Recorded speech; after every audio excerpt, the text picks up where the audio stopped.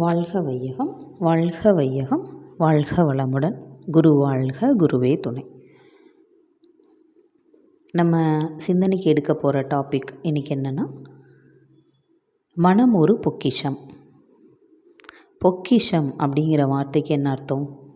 நல்லா சேஃப்டியாக இருக்கக்கூடியது அப்படின்னு அர்த்தம். பொக்கிஷம் அப்படின்னா நமக்கு ஒரு இது நமக்கு கிடச்சிருக்கிறது ஒரு பெரிய பாக்கியம் அப்படின்னு சொல்லல, ஒரு கிஃப்ட்டு. அப்போ 5 அறிவு வர எல்லாருமே அவங்களுக்கெல்லாம் தொட்டால் அந்த உணர்வு இருக்குது. ஆனால் அதை உணர்ந்தாலுமே இது நல்லதா கெட்டதா அப்படிங்கிற சிந்திக்கக்கூடிய திறன் அவங்களுக்கு கிடையாது. அந்த பகுத்து ஆராயக்கூடிய ஒரு திறன் அவங்களுக்கு இல்லை.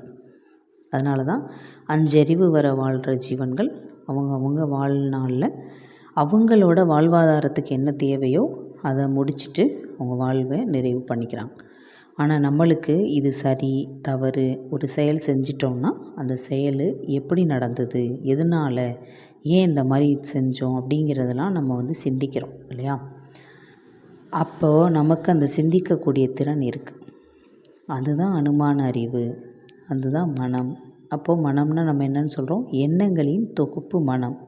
அதனால தான் மனம் ஒரு பொக்கிஷம். அப்போ அதில் பொக்கிஷம் அப்படின்னா நம்மளுக்கு ஒரு பெட்டகம் மாதிரி. அப்போ அதை பாதுகாப்பாக வச்சுக்க வேண்டியது நம்மளோட கடமை. அப்போ அதை எப்படி வச்சுக்கணும்? நல்ல விதத்தில் நல்ல எண்ணங்களை போடும் பொழுது அது நமக்கு ஒரு பொக்கிஷமாக என்றைக்குமே நமக்கு இருக்கும். அப்போ கிடைச்ச பொக்கிஷத்தை பாதுகாக்க வேண்டியது நம்மளோட கடமை. அப்போ அந்த மனசை பாதுகாக்க வேண்டியது நமது கடமையே. அதனால தான் என்ன அப்படின்னா, இப்போ நம்மளுக்கு அந்த இன்பம், அமைதியான வாழ்க்கை, இன்பமான வாழ்க்கை நமக்கு கிடைக்கணும்னா நம்ம எண்ணம் சொல் செயலால் ஒருத்தவங்களுக்கு, யாருக்குமே, நமக்கோ மற்றவங்களுக்கோ, இப்போ தற்காலத்திலோ பிற்காலத்திலோ உடலுக்கோ உயிருக்கோ எண்ணம் சொல் செயலால் ஒரு விளைவிக்காத செயல் தான் ஒழுக்கம்னு சொல்கிறோம். அதே மாதிரி தான் தீங்கு தரக்கூடாத செயல்களை நம்ம என்ன பண்ணணும் அப்படின்னா செய்யணும். இப்போது குற்றம் அப்படின்னா இப்போ அதைத்தான் என்ன அப்படின்னா, நம்ம நல்லது செஞ்சோம் அப்படின்னா நன்மையே விளையும். அதுதான் பாவம் புண்ணியம் எப்படி வருது? நன்மையான செயல்கள் மூலியமாக கிடைக்கிற எல்லாமே புண்ணியம்.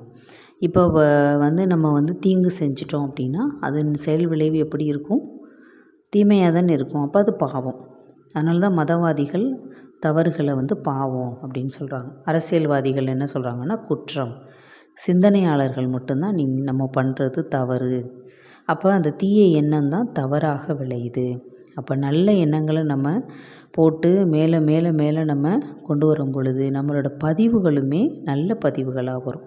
அப்போ நம்ம போடுற எண்ணம் முதல்ல நம்ம உடலில் செல்களில் உயிர் சுற்றோட்டமாக இருக்குது இல்லையா? அப்போ அந்த எண்ணம் செல்களில் பதிஞ்சுது. அப்போ சுற்றிக்கிட்டே இருக்குது.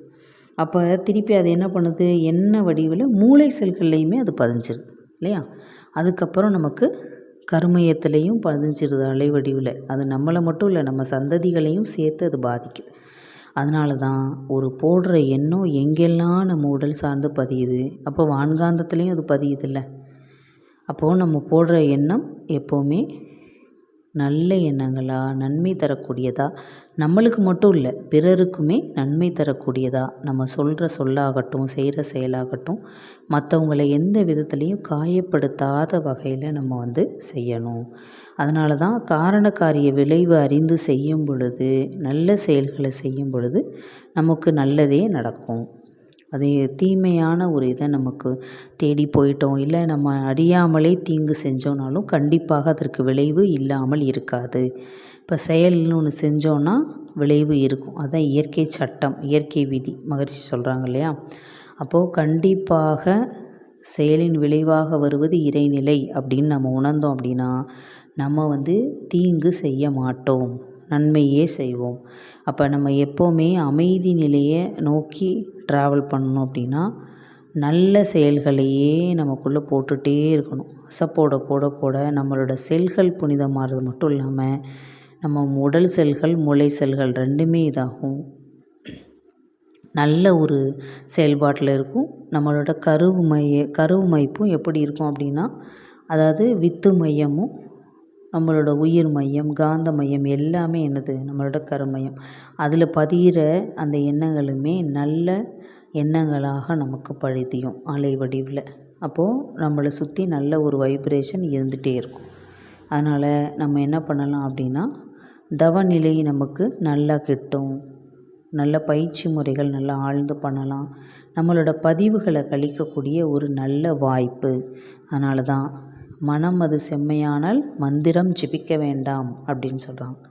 அப்போது மனசை எவ்வளோ தூரம் நம்ம செம்மையாக வச்சுக்கணுமோ அந்த அளவு நம்ம வச்சுக்கும் பொழுது அது எப்போவுமே நமக்கு ஒரு பொக்கிஷமாக இருக்கும். அப்போ மனசை பற்றி சொல்லும்போது மகிழ்ச்சி நிறைய சொல்லுவாங்க. மனசுக்கு 10 படிநிலை சொல்லுவாங்க. புறமனம், நடுமனம், அடிமனம் சொல்லுவாங்க. அப்போ மனம் எப்படி இயங்குது, இன்பம், துன்பம், அமைதி, பேரின்பம், அந்த 4 வடிவில் இயங்குது எல்லாமே சொல்லுவாங்க. நம்ம என்ன பண்ணுறோம் அப்படின்னா, மனதின் 10 படிநிலைகள் மகிழ்ச்சி சொல்கிற மாதிரி பழக்கப்பதிவுகள்லேயே தான் இருக்கும். நம்ம சிந்திக்கக்கூடிய ஆற்றல் நமக்கு இருக்குது. அதனால தான் ஆராய்ச்சி, தெளிவு, முடிவு, அதான் விளக்கப்பதிவுன்னு மகிழ்ச்சி சொல்கிறாங்க. அப்போது நம்ம அந்த பழக்கப்பதிவுலேயே அப்படியே போராடிட்டே இருக்கோமே தவிர்த்துட்டு விளக்கப்பதிவுக்கு நம்ம வர்றதில்லை. இப்போ நல்ல தெளிந்த நீரோடையாக நம்ம இருக்கணும் அப்படின்னா நம்ம மனம் தெளிவாக இருக்கும் பொழுது அந்த விளக்கப்பதிவை நோக்கி நம்ம ட்ராவல் பண்ணணும். நம்ம போக வேண்டாம், அதுவே நம்ம அந்த இன்ட்யூஷனை நமக்கு காட்டும். இது சரியாக தப்பாங்கிறத யோசிக்கிறோம் பார்த்திங்களா, அதுதான் விளக்கம் பெறுறது. அப்போ முதல்ல 10 படிநிலையில் ஃபஸ்ட்டு 7 பழக்கப்பதிவுலேருந்து நம்ம விடுபட்டு அந்த விளக்கப்பதிவை போகக்கூடிய ஒரு தன்மை தான் நமக்கு இந்த தவம், தியானம் எல்லாமே. அப்போ வாழ்க்கையில் நம்ம ஆழ்ந்து ஆழ்ந்து ஆழ்ந்து பயிற்சி முறைகளை மேற்கொள்ளும் பொழுது, தவம் பண்ணும் பொழுது, விளக்கப்பதிவை நோக்கி நம்ம பயணிக்கும் பொழுது மனம் ஒரு பொக்கிஷம், அதை நான் பத்திரமா பாதுகாப்பேன் அப்படின்னு நம்ம ஒரு சங்கல்பம் போட்டுக்கிறத தாண்டி நம்மளே இன்ட்யூஷனாக நமக்கு அது தெரியும். அப்போ இதை போட்டால் இது வந்துடும், அப்போ நம்ம இந்த செயல் செய்யக்கூடாது, இந்த செயல் செஞ்சால் இதில் நன்மை விளையும், இந்த செயலை நம்ம செய்யலாம். அப்போ எப்போ ஒரு நல்ல செயல் செஞ்சு அதில் நம்ம பழகிட்டோமோ, அதில் நன்மை பிறருக்கும் நல்லது கிடைக்குது அப்படின்னு நினச்சிட்டோமோ, அப்போ செல்கள் மீண்டும் மீண்டும் அதை செய்ய தூண்டும். அப்போ நம்ம நல்லவர்களாகவே வாழலாம். இதுதான் இன்றைக்கி உள்ள டாபிக். மனம் ஒரு பொக்கிஷம். அப்போ எண்ணங்களின் தொகுப்பு மனம்னு சொல்கிறோம். நம்ம என்ற எண்ணம் சொல்லாகவும் செயலாகவும் அதுக்கேற்ற விளைவாகவும் வருது. அதை மறந்துடக்கூடாது. நம்ம மறந்து ஒரு காலமும் நாம் செயல்படக்கூடாது. அதனால தான் மகரிஷி விழிப்பு நிலையில் தூங்கும்போதும் விழிப்பு நிலை அப்படின்னு சொல்லுவாங்க.